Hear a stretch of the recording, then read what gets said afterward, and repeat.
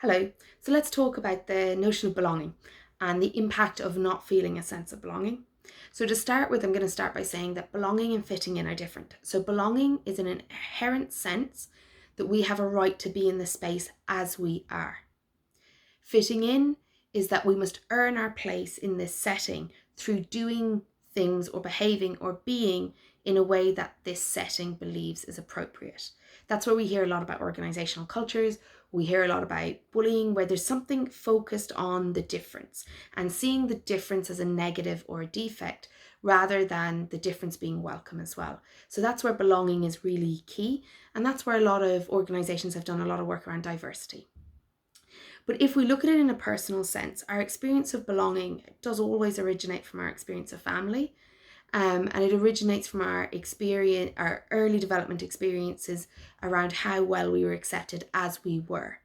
When we had a struggle to be accepted as we were, or when we struggle to accept ourselves as we are, or we have a lot of shoulds and a lot of rules in our lives, it actually really limits our experience of belonging, and it pins us into an experience of trying to fit in, which means we spend a lot of time looking for the things that are different about us to wherever we're trying to fit in and trying to curb that.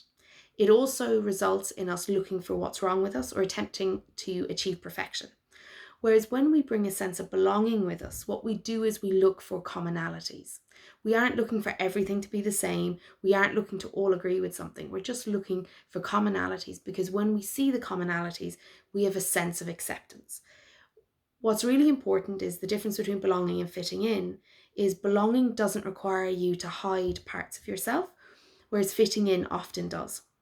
So if you find that when you're moving into spaces that you hide aspects of yourself, this is often a reflection of your experience of belonging, and often will create a patterned response of feeling belonging sometimes and then not other times, or only feeling belonging when we all agree, but not feeling belonging when there's different sense of points of view or different perspectives or different value systems. So if we're thinking about belonging in terms of others, belonging comes back to accepting each other as we are, not as we should be. And so if we are attempting to belong by trying to be as we should be, we're going to find ourselves quite stuck. But if we are attempting to belong by practicing acceptance of others as they are and acceptance of ourselves as we are, we will find belonging much easier in our lives and our relationships. I'd love to hear your comments. Pop me a message to info@sheilawalsh.com. Thank you.